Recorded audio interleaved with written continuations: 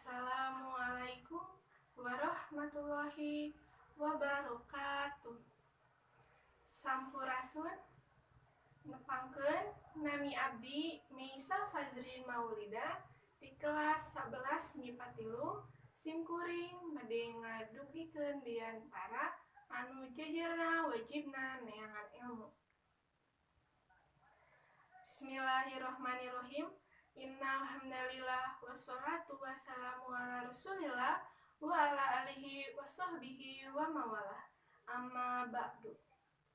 Puji sinaru syukur hayu urang panjatkeun ka Allah Subhanahu wa taala anu parantos maparinan kasempatan ka urang sadaya tiasa riung mumpulung patepung labung dina ieu haflah mubarokah.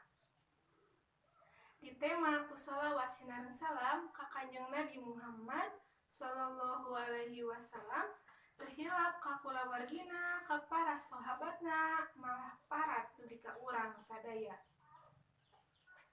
Ibu bapa guru anu kusim kuring dipika hormat sareng rencangan sadaya anu kusim kuring dipika cinta, dina ieu kasempatan sim kuring bade ngadugikeun diantara anu jejerna wajibna neangan ilmu. Sakumaha anu parantos diuningakeun di luhur, wajibna neangan ilmu ka urang sadaya ti kawit urang lahir ka urang mawat. Pamarentah oge parantos nganjurkeun yen urang pikeun sakola ti kawit SD dugi ka SMA. Margi ilmu anu baris nyaangan jalan kahirupan urang sadidinten. Ku ilmuna jalma tiasa ngabentenkeun mana anu hak sareng mana anu batil. Malah sim kuring yakin yen ilmu anu bakal ngabentenkeun karakter hiji jalma sareng anu sanesna.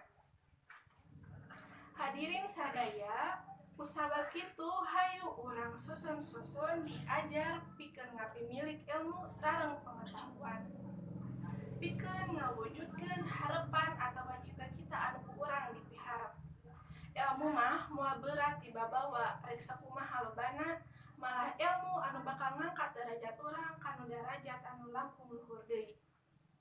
Pamungkas, hadirin rahimakumullah, mudah-mudahan anu kusim kuring didugikeun tadi tiasa ngetuk kana manah urang sadaya yen wajibna ngapimilik ilmu bakal ngangkat derajat urang sadaya.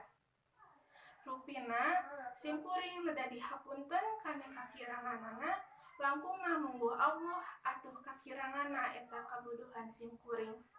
Kalayan doa, Robbana atina fid dunya hasanah wa fil akhirati hasanah wa qina adzabannar.